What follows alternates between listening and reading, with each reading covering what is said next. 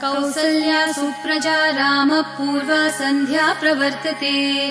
उत्तिष्ठ नरशार्दूल कर्तव्यं दैवमाह्निकम्। कौसल्या सुप्रजा रामः पूर्वा सन्ध्या प्रवर्तते। उत्तिष्ठ नरशार्दूल कर्तव्यं दैवमाह्निकम्। उत्तिष्ठोत्तिष्ठ गोविन्द उत्तिष्ठ गरुडध्वज। उत्तिष्ठ कमलाकान्त त्रैलोक्यं मङ्गलं कुरु। उत्तिष्ठोत्तिष्ठ गोविन्द उत्तिष्ठ गरुडध्वज। उत्तिष्ठ कमलाकान्त त्रैलोक्यं मङ्गलं कुरु। मातः समस्त जगतां मधुकैटभारेः वक्षो विहारिणि मनोहर दिव्यमूर्ते।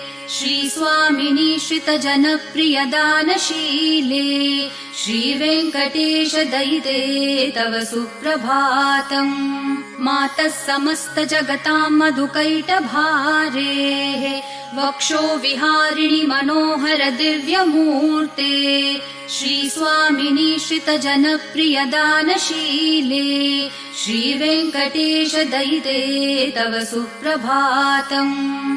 तव सुप्रभातमरविन्दलोचने भवतु प्रसन्नमुखचन्द्रमण्डले। विधिशङ्करेन्द्रवनिताभिरर्चिते वृषशैलनाथ दयिते दयानिधे। अत्र्यादिसप्तऋषयः समुपास्य सन्ध्याम् आकाशसिन्धुकमलानि मनोहराणि आदाय पादयुगमर्चयितुम् प्रपन्नाः। शेषाद्रिशेखर विभो तव सुप्रभातम्। पञ्चाननाब्ज भव षण्मुखवासवाद्याः त्रैविक्रमादिचरितम् विबुधास्तुवन्ति। भाषापतिः पठति वासरशुद्धिमारात्। शेषाद्रिशेखर विभो तव सुप्रभातम्। ईषत्प्रफुल्ल सरसीरुहनारिकेलपूगद्रुमादिसुमनोहर पालिकानाम् आवाति मन्दमनिलः सह दिव्यगन्धैः। शेषाद्रिशेखर विभो तव सुप्रभातम्। उन्मील्य नेत्रयुगमुत्तम पञ्चरस्था पात्रावशिष्ठ कदलीफलपायसानि भूत्वा सलीलमथ केलिशुकाः पठन्ति। शेषाद्रिशेखर विभो तव सुप्रभातम्। तन्त्री प्रकर्ष मधुरस्वनया विपञ्च्या गायत्यनन्तचरितम् तव नारदोऽपि। भाषा समग्रमसकृत्करचार रम्यम्। शेषाद्रिशेखर विभो तव सुप्रभातम्। भृङ्गावली च मकरन्दरसानुविद्ध झनकार गीतनिनदैः सह सेवनाय निर्यात्युपान्त सरसी कमलोदरेभ्यः। शेषाद्रिशेखर विभो तव सुप्रभातम्। योषागणेन वरदग्निविमथ्यमाने घोषालयेषु दधिमन्थन तीव्रघोषाः रोषात् कलिम् वदधते ककुभश्च कुम्भाः। शेषाद्रिशेखर विभो तव सुप्रभातम्। पद्मेशमित्रशतपत्रगतालिवर्गाः हर्तुम् श्रियम् कुवलयस्य निजाङ्गलक्ष्म्या। भेरीनिनादमिव बिभ्रति तीव्रनादम्। शेषाद्रिशेखर विभो तव सुप्रभातम्। श्रीमन्नभीष्टवरदाखिललोकबन्धो श्रीनिवास जगदैकदयैकसिन्धो श्रीदेवतागृहभुजान्तर दिव्यमूर्ते श्रीवेङ्कटाचलपते तव सुप्रभातम्। श्रीमन्नभीष्टवरदाखिललोकबन्धो श्रीनिवास जगदेकदयैकसिन्धो श्रीदेवतागृहभुजान्तर दिव्यमूर्ते श्रीवेङ्कटाचलपते तव सुप्रभातम्। श्रीस्वामी पुष्करिणिकाप्लवनिर्मलाङ्गाः श्रेयोर्थिनो हरविरिञ्च सनन्दनाद्याः द्वारे वसन्ति वरवेत्रहतोत्तमाङ्गाः श्रीवेङ्कटाचलपते तव सुप्रभातम् श्रीशेषशैलगरुडाचल वेङ्कटाद्रिनारायणाद्रिवृषभाद्रिवृषाद्रिमुख्याम् आख्याम् त्वदीयवसतेरनिशम् वदन्ति श्रीवेङ्कटाचलपते तव सुप्रभातम् सेवापरः शिवसुरेश कृशानुधर्मरक्षोऽम्बुनाथ पवमानधनाधिनाथाः बद्धाञ्जलि प्रविलसन्निज शीर्षदेशाः श्रीवेङ्कटाचलपते तव सुप्रभातम्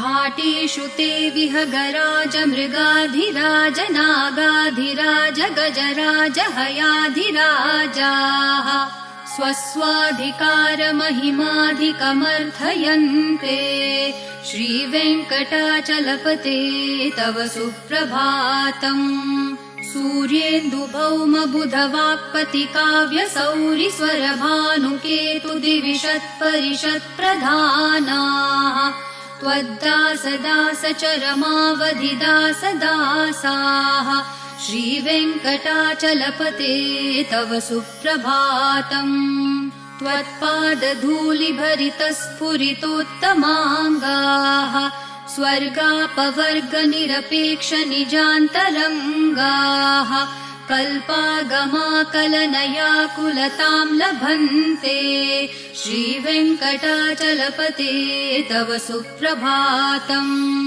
त्वद्गोपुराग्रशिखराणि निरीक्षमाणाः स्वर्गापवर्गपदवीम् परमाश्रयन्तः मर्त्या मनुष्यभुवने मतिमाश्रयन्ते श्रीवेङ्कटाचलपते तव सुप्रभातम् श्रीभूमिनायक दयादिगुणामृताब्धे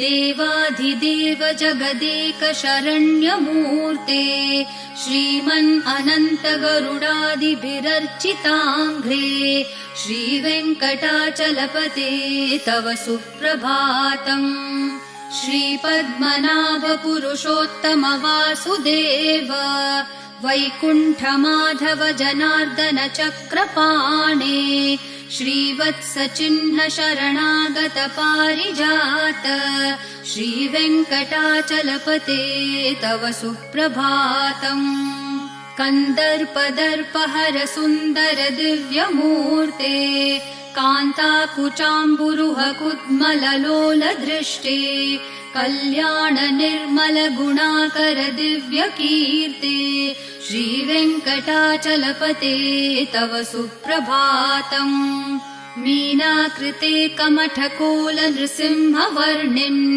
स्वामिन् परश्वथ तपोधन रामचन्द्र शेषांश राम यदुनन्दन कल्किरूप श्रीवेङ्कटाचलपते तव सुप्रभातम्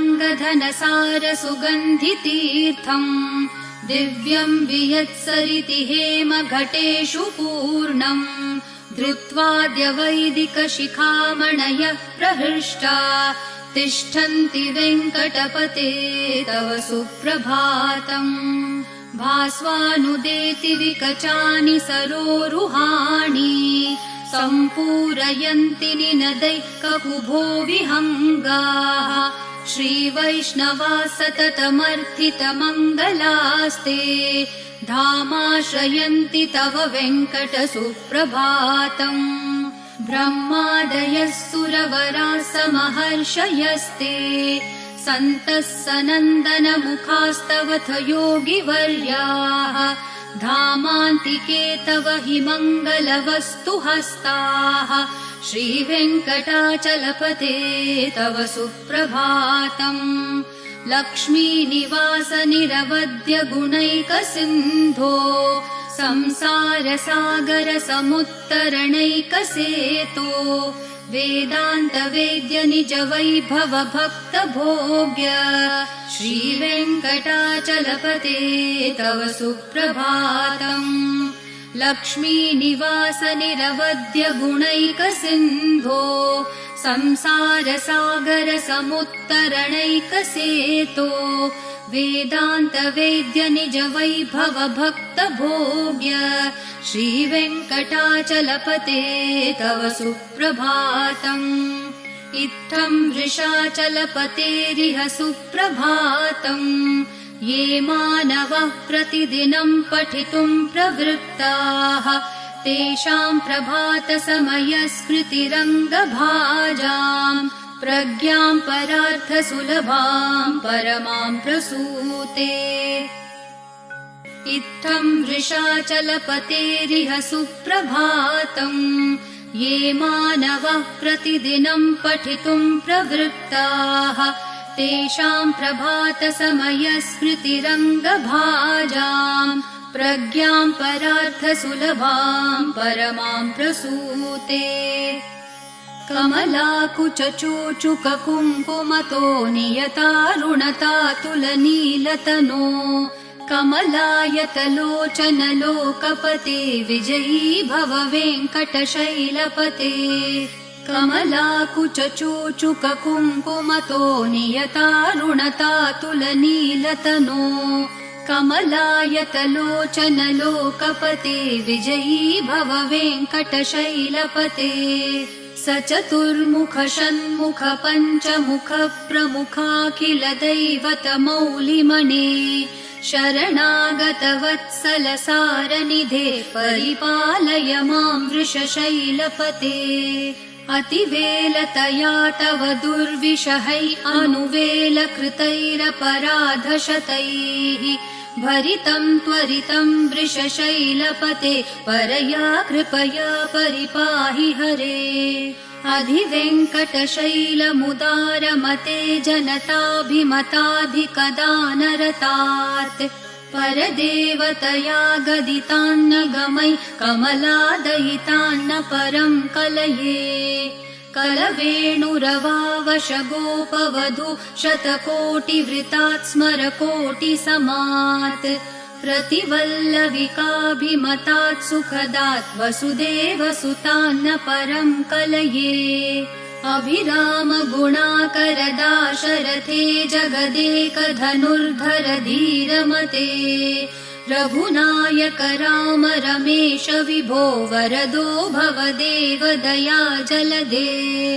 अवनीतनया कमनीयकरं रजनीकर चारुमुखाम्बुरुहम् रजनीचर राजतमो मिहिरं महनीयमहं रघुराममये।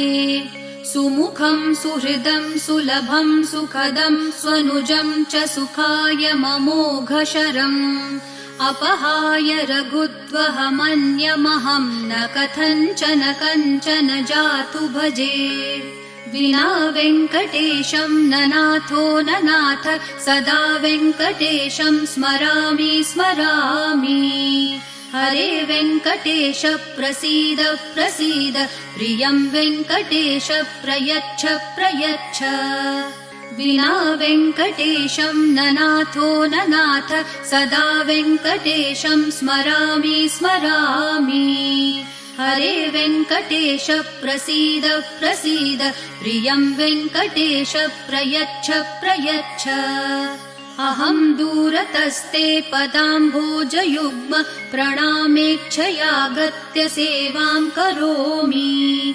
सकृत्सेवया नित्यसेवाफलं त्वं प्रयच्छ प्रयच्छ प्रभो वेङ्कटेश।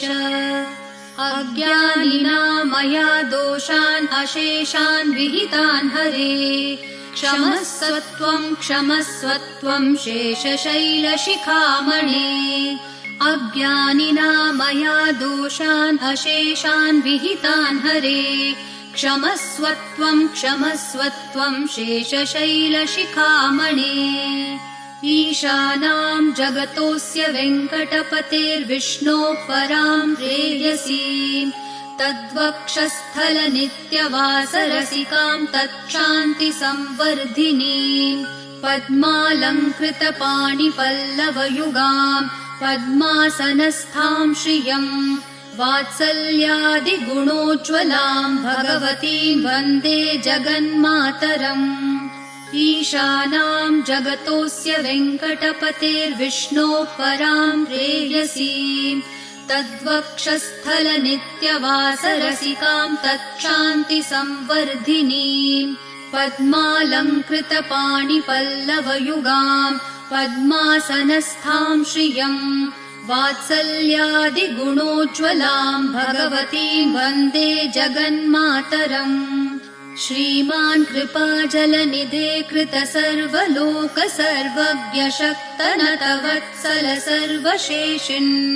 स्वामिन् सुशील सुलभाश्रित पारिजात श्रीवेङ्कटेश चरणौ शरणं प्रपद्ये श्रीमान् कृपाजलनिधे कृत सर्वलोक सर्वज्ञ शक्तनतवत्सल सर्वशेषिन् स्वामिन् सुशील सुलभाश्रित पारिजात श्रीवेङ्कटेश चरणौ शरणं प्रपद्ये आनूपुरार्पित सुजात सुगन्धि पुष्प सौरभ्य सौरभकरौ समसन्निवेशौ सौम्यौ सदानुभवनेऽपि नवानुभाव्यौ श्रीवेङ्कटेश चरणौ शरणं प्रपद्ये सद्यो विकासि समुदित्वरसान्द्ररागः सौरभ्य निर्भर सरोरुह साम्यवार्ताम् सम्यक्षु साहसपदेषु विलेखयन्तौ